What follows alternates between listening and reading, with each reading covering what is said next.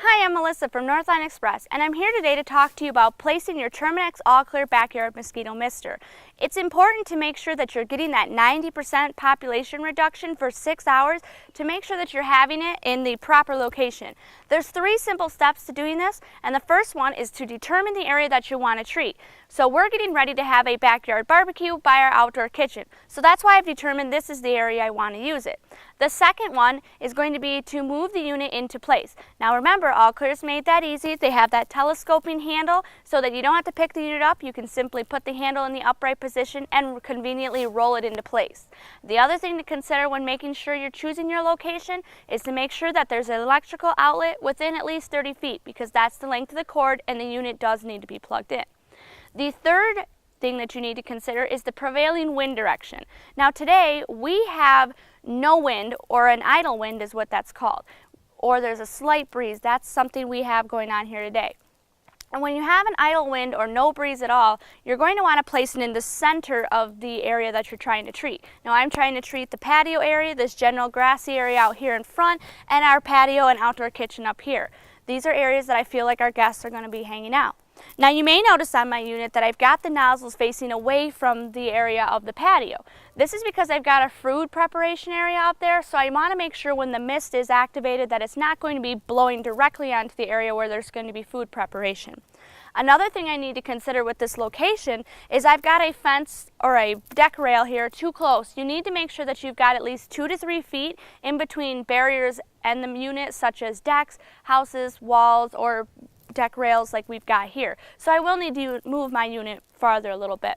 But I want to go over with you the other types of wind directions you could be experiencing and how you should properly place it when you're experiencing the different types of wind directions. The first type of wind direction I want to talk to you about is going to be a multi-directional wind. It's usually the most common. It can be the most frustrating. Now a multi-directional wind means that you can't really tell which way the wind is coming, but you know that it's windy.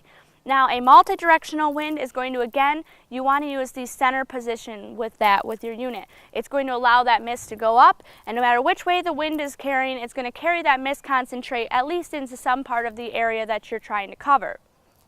Now we've talked about idle wind and we've talked about a multi-directional wind. Now let's talk about a single directional wind. A single directional wind is going to be when the wind is coming from one direction and going straight across and keeping that fluid movement from one direction to the other.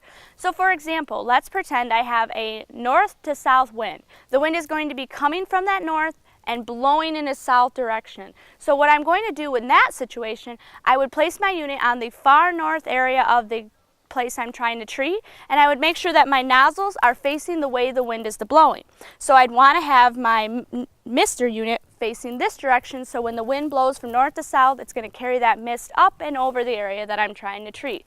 The same thing if the wind was going from the south to the north. The only difference there is I would move my unit to the opposite side and make sure that the nozzles were facing towards the north.